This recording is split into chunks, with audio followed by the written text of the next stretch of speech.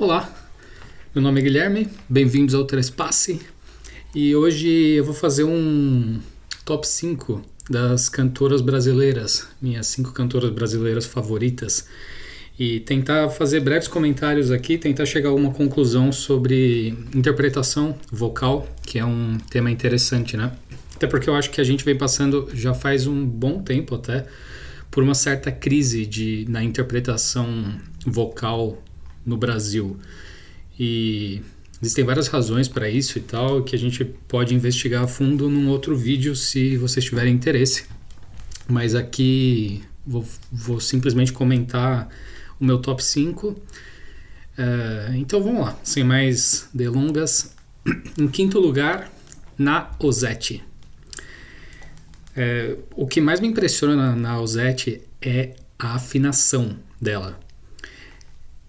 Não é assim uma afinação simplesmente no sentido de cantar afinado. É uma afinação quase estrutural. Tem um texto famoso do Arthur Nestrovsky. Na verdade, não acho que seja tão famoso assim, mas eu li em algum livro que ele comenta do prazer que é você escutar uma nota atingida pelo centro e não pelas beiradas, que é o mais comum, né? Aquela nota que a gente atinge quase lá e desliza para alcançar o tom certo. A Naozete não, e o texto é sobre a Naozete, né, especificamente. A Naozete atinge as notas ali sempre no gol, assim, é sempre certeiro. Ela tem uma capacidade impressionante de escutar intervalos, as curvas melódicas, os deslocamentos, umas tensões harmônicas. Ela tem um ouvido interno muito sofisticado, e aí nisso ela consegue colocar a voz dela ali onde precisa, onde a música pede, sempre. Inclusive, salvo engano, foi durante a pandemia.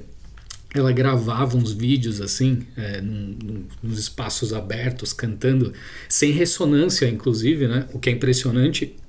E cantando a capela.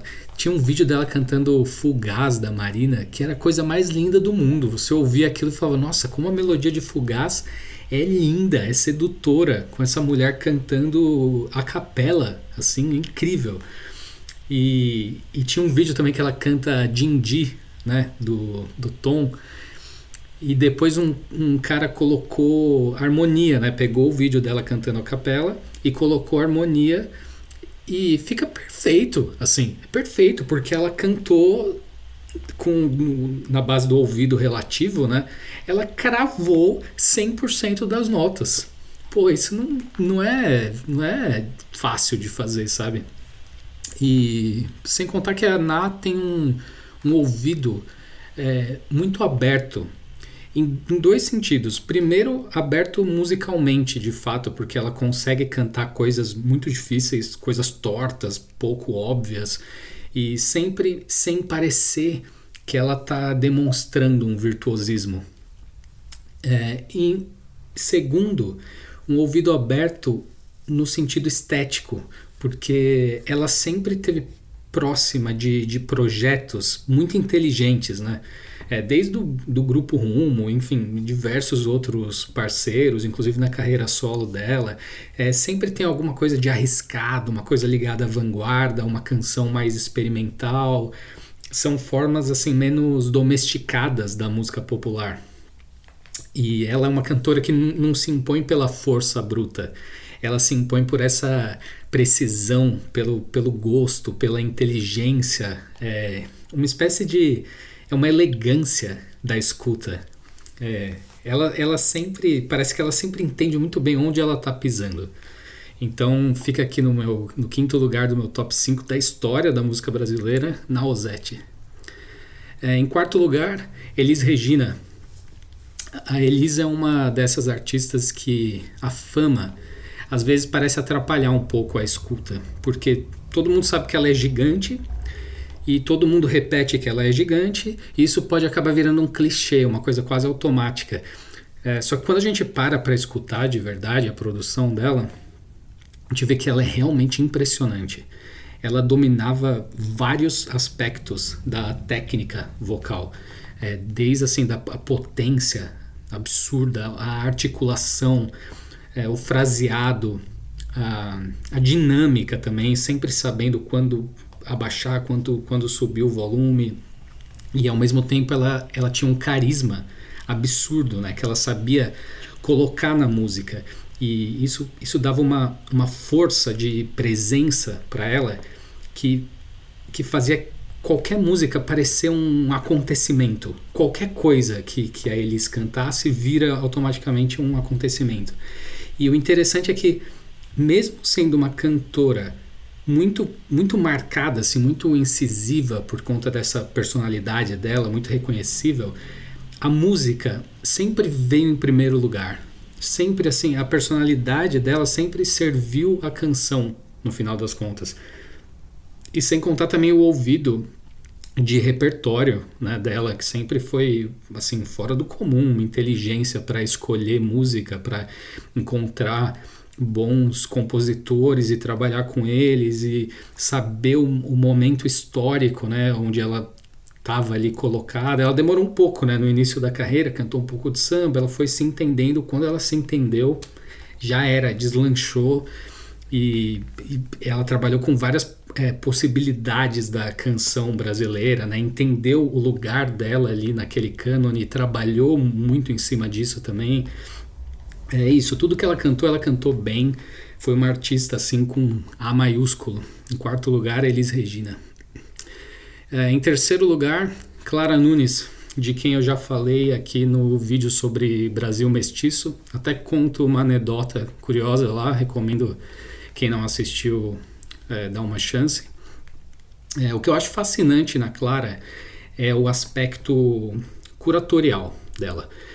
Ela, mais assim do que uma cantora de samba, ela foi quase uma pesquisadora do samba, no sentido de que ela tinha um método quase acadêmico, quase assim antropológico, etnográfico, porque ela entendeu desde o início que o samba, não só o samba, né, vários gêneros musicais brasileiros, mas principalmente o samba, não é só um gênero musical, é uma coisa que vai além, a coisa da comunidade, da religião, da memória, do corpo, da história, do território como um todo, a ideia da ancestralidade.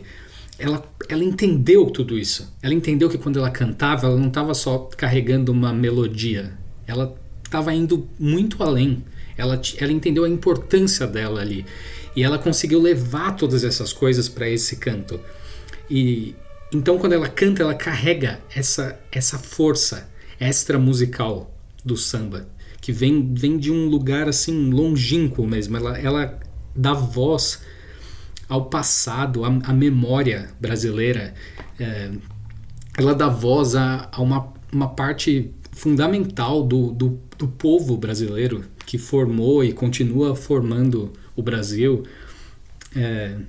E daí vem uma sensibilidade social muito rara, uma consciência, sabe, de que cantar bem pode ser também uma forma de guardar, de transmitir e também de dignificar uma tradição. E para fazer isso você tem que entender muito bem o seu lugar ali, entender o que você está fazendo. E a Clara Nunes sempre entendeu, porque ela sempre cantou como quem sabe que está diante de uma história que é muito maior do que ela mesma. Ela sempre soube disso. Isso fica claro nas gravações dela, enfim. Escutem Clara Nunes, terceiro lugar aqui no meu top 5. Em segundo lugar, Nana Caymmi. De todas as cantoras dessa lista, e não só, ela é a que mais me emociona. A Nana Caymmi literalmente é uma cantora que me faz chorar mesmo. Ela tem uma projeção quase trágica. A grandeza vocal dela é digna de quem escutou muito a Renata Tebaldi. Ela traz essa coisa trágica que vem de dentro e se projeta. Só que é uma grandeza que nunca é mera grandiloquência, sabe? O que me comove muito na Nana é que ela canta uma emoção que nunca é a emoção óbvia, mais direta. Parece que é sempre uma emoção que tá nas vírgulas, tá naquilo que não é dito, nos intervalos, nas entrelinhas, sabe? Parece que a emoção dela tá no espaço entre uma palavra e outra. Não sei como ela faz isso. E aí, por isso, essa emoção nunca é escancarada. Ela sempre aparece como uma memória, como um eco, uma coisa que já foi processada. Não é aquela dor, tipo a dor da música sertaneja, eu estou sofrendo, olha o que está acontecendo comigo. Não, a dor da Nana Caymmi, independente da letra, ok? Tô falando assim da interpretação que ela consegue colocar. É uma dor como se a dor já tivesse acontecido, ela talvez não tenha sido superada ainda, e ela já virou experiência, já virou sabedoria, já virou lembrança também. Ela canta essa dor. Ela não tira a força dessa dor, muito pelo contrário. Ela canta de um lugar que parece que ela não precisa provar nada para ninguém mais. Uma pessoa já experimentada, né? E aquela voz com muito ar sempre, né? Ela é encorpada, só que sempre com muito ar também. E aí isso dá uma fragilidade, uma espécie de uma melancolia que é contida. E o canto da Nana Caymmi parece implodir, não parece explodir. E nessas ela não vem assim e te agarra pelo colarinho, ela te desarma. E é por isso que me arrebata tanto, sabe? É um canto completamente sem máscara, sem mecanismo de defesa. A gente se identifica com aquilo. Nossa, só de falar na Nana Caymmi eu fico arrepiado. E isso, ela nunca escancara, né? E justamente por ela nunca escancarar, ela nunca banaliza a emoção. Ela nunca vulgariza a emoção. Nana Caymmi era demais. Segundo lugar no meu top 5. Em primeiro lugar, eu já tinha falado isso nos vídeos também do top 20 da música brasileira. Minha cantora brasileira favorita, Elza Soares. A Elza é uma artista total, né? Porque ela é uma artista da música e ela é uma artista da vida também. E a carreira dela como um todo é muito impressionante, porque ela atravessa muitas fases, muitas reinvenções, muitos contextos diferentes em todos os sentidos possíveis e imagináveis. E ela sempre soube dançar conforme a música, né? Só que sem nunca perder o centro.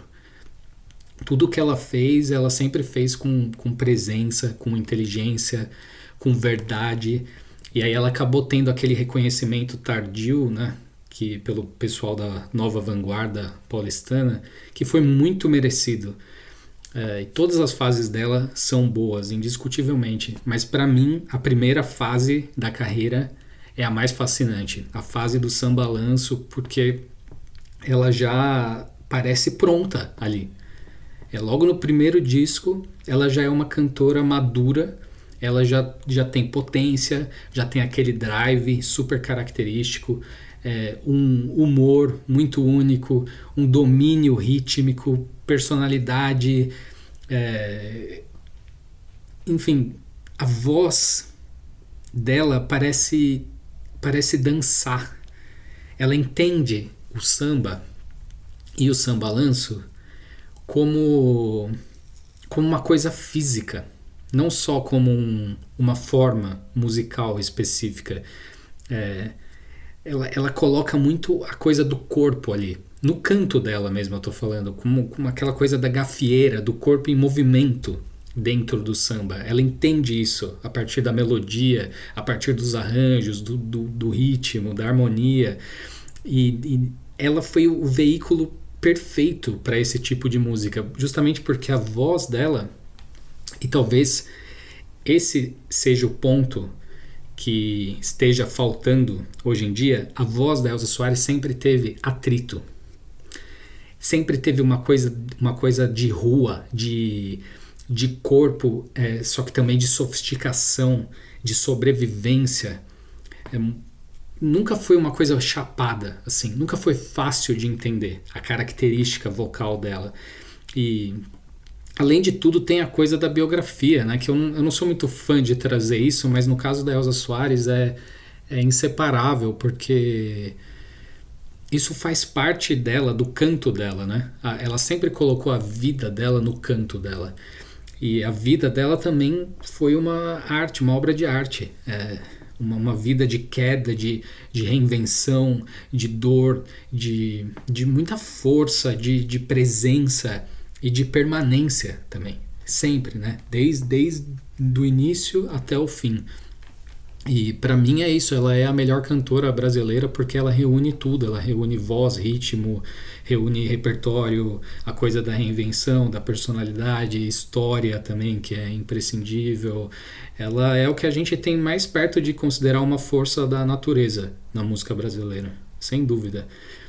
Para mais comentários sobre o canto dela, a técnica dela, recomendo procurarem o vídeo que eu gravei sobre o álbum de estreia dela, que tá no top 20 da música brasileira também. Lá eu falo bastante sobre a Elza. E é isso, esse foi o meu top 5 cantoras da música brasileira, minhas 5 favoritas. E diz aí nos comentários quais são as suas 5 cantoras favoritas. Estou cometendo alguma injustiça aqui, tem alguém que deveria estar, mas não está. O que não falta é cantora genial, né, na história da música brasileira. Então eu queria saber a opinião de vocês. E é isso, eu fico no aguardo aí dos comentários e nos vemos no próximo vídeo. Tchau, tchau.